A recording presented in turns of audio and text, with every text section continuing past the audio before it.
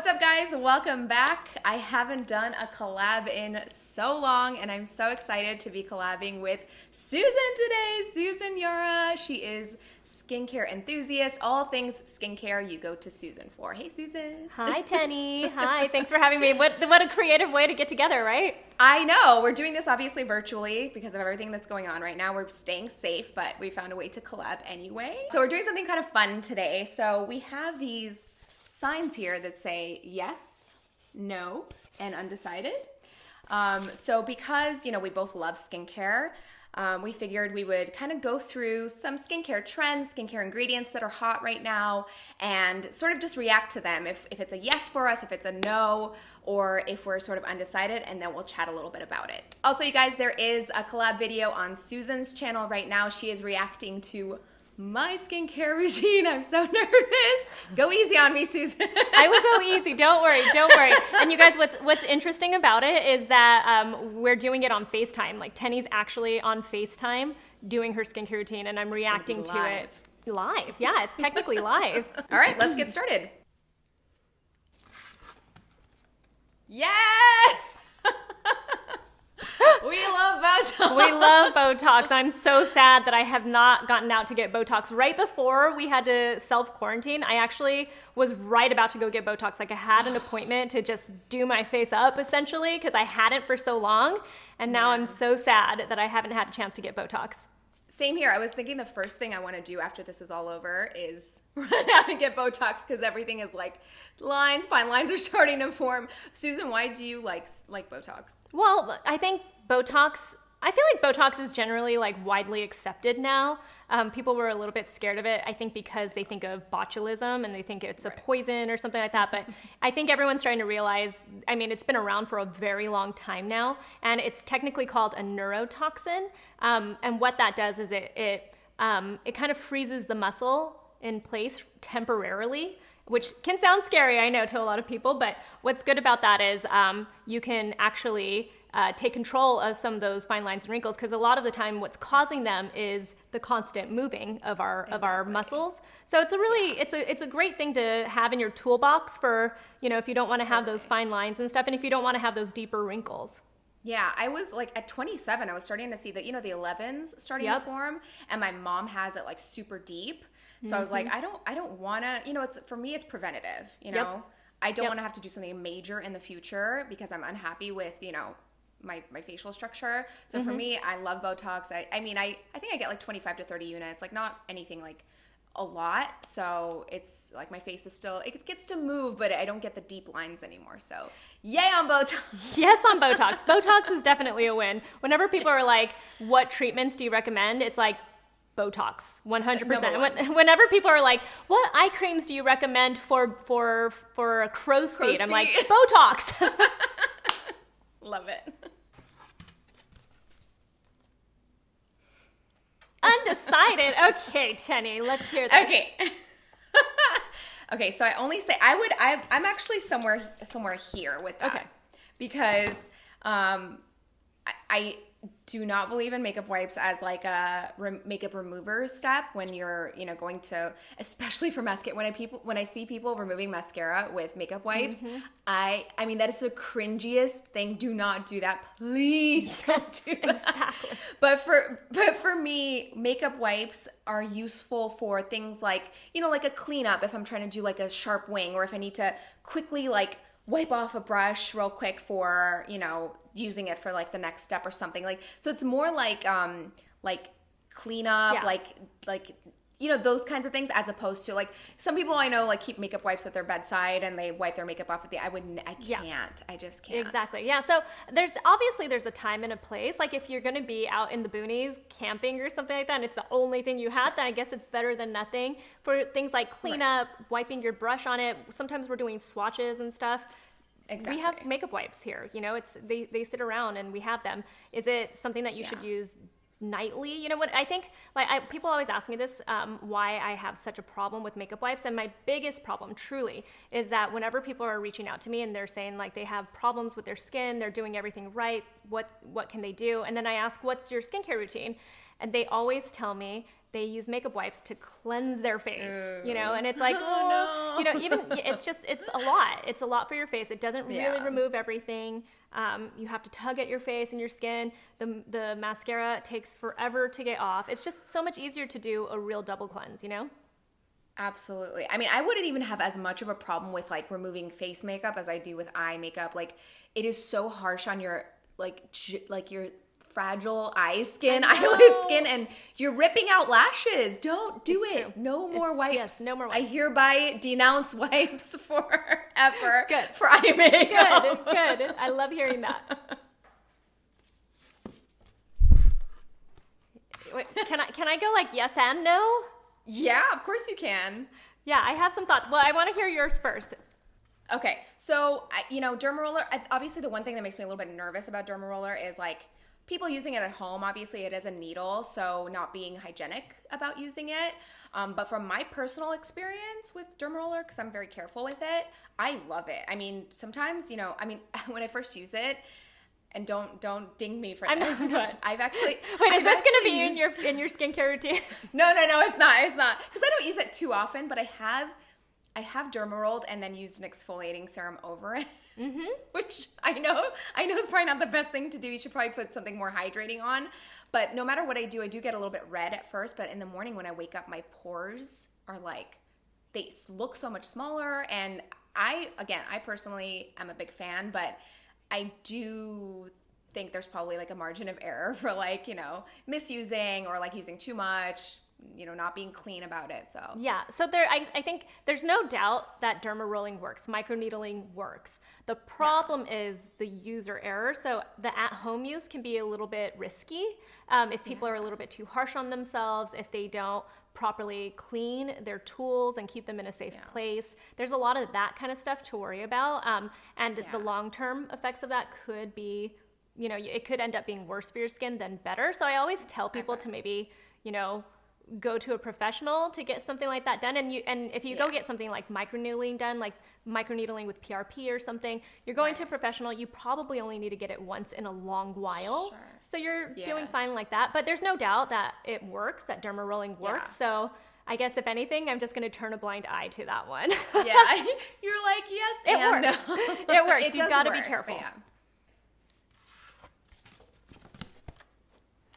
Okay. Yep. I don't even know I like CBD, period, but I don't know about it as like topical, right? Yeah, you know, I actually I said something about this in a video recently where I think there's something to be said, and there are studies that show people are seeing a difference when they use CBD when they actually take it as a supplement, but we haven't really seen the effects yet of what it can do topically. Some people say it can help with things like oil production, excess oil production and everything. And so there's definitely promising studies that are starting to come out and we're starting to see stuff. And just anecdotally, people really seem to like it. But at the same time, it's not something as well researched as, say, you know, BOTOX or retinol or something like that, you know? Yeah, it's pretty new. Like, especially like, you know, I've been getting some people approaching me like, would you try my CBD skincare line? And I'm like, I don't really know that much about it yet, so I'm still kind of learning. So yeah, definitely undecided on that. Yeah, definitely. And you know what I'm noticing, and this is with a lot of skincare products, they pair CBD with other really good ingredients, and so you might just be getting the benefits of those ingredients. So it's really hard to say. Right. Yeah, could just be trendy. Who knows? Yeah. Yes. Wait, Teni, I know that niacinamide is one of the main ingredients in your new product, right? Yes.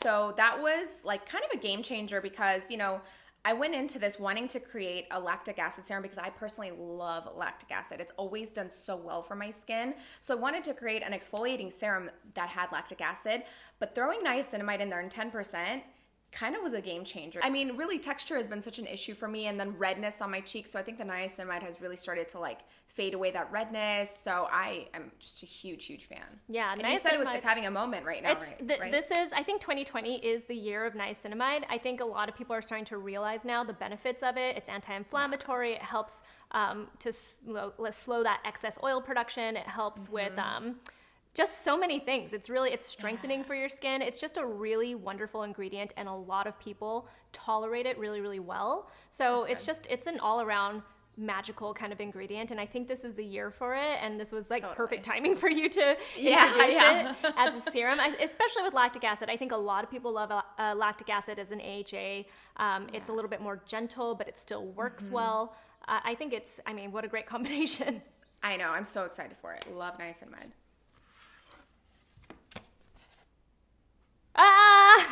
We're close. We're close. Wait, I want to hear what you think. Okay, I'm only saying this because I'm just not good at taking something every day orally. Wait, okay, so that is one of my problems. I was actually approached by a brand not too long ago to help them launch this new supplement and everything for skin and stuff. And I looked at the ingredients and I was like, these are wonderful ingredients, but I have to be honest with you, I hardly take supplements. Like I just have a hard time. I get nauseous with them and stuff, and it's just not something that I really stick with besides my prenatals and my vitamins that I take daily, but that's only because it's a necessity and I wouldn't do it otherwise, you know? See, like for me, it's not even about like getting sick with it, but it's just routine. Like I, for some reason, can't get into the routine of like taking whether it's a powder or a capsule or whatever it is. You know what I don't have a problem taking is gummies. No, gummies are the only thing that I can candy. definitely stick to. Exactly. If anything, it's like, it says like you can only take 2 a day or something. I'm like, Yeah. But also like, I don't know. If you're asking me about the efficacy, like I'd be undecided because I really don't know if they work or they don't. So. Yeah, I think there are some supplements that definitely can contribute to nicer skin. As far as and also definitely for the growth of like your hair and your nails, like the health of that. Like biotin, I think is pretty proven to actually help a little bit with growth and strengthening. Supplements are, I think there's something to be said about supplements. Some are better than others for sure, but it's just it's a little bit hard to say what the effects are truly. I think it's really just more anecdotal than anything as of right now. So, you know, it's really dependent on what it is that you're taking. It's funny you mentioned like hair and nail supplements. Even that, I really can't stick to it, but I'm trying like a hair serum now that goes on my scalp, and it's so easy to weave into my nighttime routine. I don't know why that's easy to work into my routine, but like taking something, it's not. It's like, doesn't match up for me. Yeah, taking something is just hard. When you have to take something orally or like to have to stick with like your smoothie daily or something like that to put all these supplements in, it's a task. Exactly. Yes! I was like, you know what's funny about this? What? My cousin told me, because I had jade rollers at home and I wasn't really using them. I was like, it's kind of an extra step. I don't know if I want to invest in that time. But my cousin was like, my friend started using a jade roller and it looks like she has like filler in her face. Like all of a sudden she just looks plump and like youthful. And I was like, you're like, I'm going to get this out right now. You know, so the thing with jade rolling is no matter what, you're getting circulation, a boost of circulation in your face, and that actually starts to go away as you get older. So no matter what, even just doing the rolling can help boost that circulation in your skin, and that will help tremendously. Yeah, I keep mine in the fridge too. So sometimes in the morning I'll wake up and it's nice and cold. And because I don't know, maybe it's my salt intake, but I wake up in the morning like super puffy, especially around my eyes. So it's nice to feel that cool. And also like gua sha, for example, I feel like I'm not ready for that. Like, it feels like there's a much more specific technique to that, which I want to learn first. So jade rolling just feels like, you know, it's easier, you know which direction to roll in. So yeah, absolutely. I love it. Yeah, it's very user friendly. I was like, what is she going to choose? What's she choosing? Yeah. I like it. I love it. Yeah. I've had the red. I've had the blue. My only question for you is, do you believe in the at-home ones as much as the professional? I think it's all about the professional ones. I think there is something to be said of the LED lights that they use in the doctor's offices and the esthetician's offices. Those are professional. I'm losing the word here, but the strength of the lights are much stronger than they are when they're at home. And I think a lot of the time at home devices, it's really hard to find something besides maybe like microcurrent. It's really hard to get that strength that's going to really give you results, I guess, is the problem. Yeah, no, I agree. Anytime I've had it done professionally, I've really seen nice results. I've tried the at-home ones, and I even just like as like a part of like a self-care routine, I'll still do it anyway, but I'm not expecting like major results. You know. Yeah, exactly. Yeah, and I think it's one of those things, you have to definitely do it very consistently to see major results. I mean, it's just like any part of your skincare routine, you know? It's like the more you do it, the more you'll see results. The longer you do it, the more you'll see results, you know? It's one of those. I have a yes/no thing going on. What, you have an undecided? Okay, I want to I want to hear what you think of this. Okay, I've definitely tried it. And have I seen results? Absolutely. And again, like, I'm not speaking as someone who really knows all the science behind it, but I just don't like how much it compromises the skin. Yes. Am I right about that? Absolutely. That's my big issue. I mean, there's some dermatologists that are just 100%, it's tretinoin, that's it. You have to use a prescription. They'll give you all these tips, where they're like, put it on top of your moisturizer, only use a little dollop of it, like a pea size and stuff, and ease your way into it. But the problem is, I know skin really well. I use skincare products all the time. I talk about skincare products all the time. I've been in the industry forever. I personally have yet to get myself used to a prescription retinoid. It's just, it's really tough on my skin. I've compromised my skin barrier a few times. Even just a 1% retinol can sometimes be too strong for me over the counter. So it's like, should you have to get, one of my favorite people is this woman named Narita Joy. She's a celebrity esthetician. And her whole problem with Retin-A is the same thing, that it can compromise your skin barrier. It can really lead to a lot of irritation, flakiness that you don't want to deal with on a daily basis. And her whole thing, I know, it's the worst, right? Yeah, it's the worst.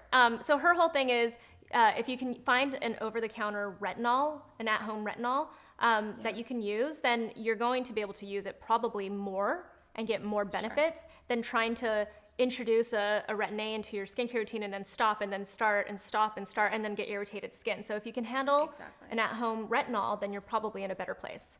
Yeah, it's probably going to take longer to see results, but it's more gentle on the skin. But that's why I just in general prefer something like AHAs to exfoliate, just because it's just more gentle on my skin, period. Yeah, and so a lot of people think that Retin-A and retinols are exfoliators. They're kind of like exfoliators because they are turning over your skin cells, but you still actually need the AHAs and your exfoliants to actually wick away all the dead skin that you get from it too, that flakiness.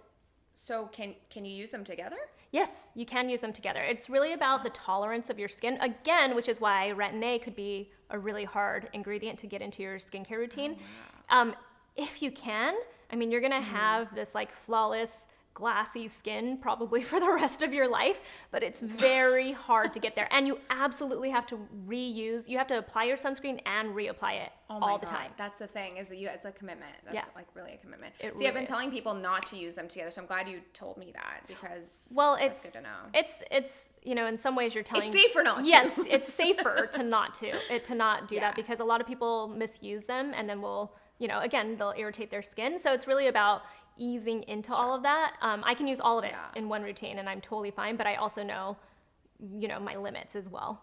This is so fun. I don't want to stop doing them. I know, like we there's should do like 10 Well, more. but maybe we can ask people for an encore in the outro and see if they want to do another one.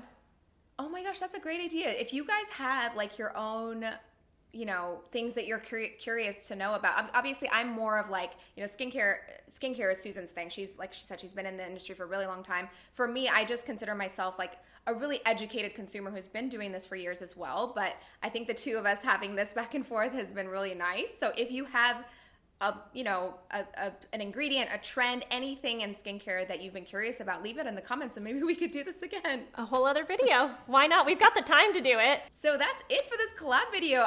Like I said, I hadn't done a collab in a long time, and this was like, we went into it with a bang. So thank you, Susan. This is so fun. Thank you, Teni. I'm so glad you reached out. I'm so excited for you too about launching this product and stuff. I can't wait to get my hands on it in June. I had a little sample. I'm so excited you sent that to me. I loved it so far, so I can't wait to get a full size. Thank you, Susan. And stay safe. You and your family be safe. You too. During this You too. madness. Thank you. And you guys be safe. I will see you in my next video. Thank you so much for watching.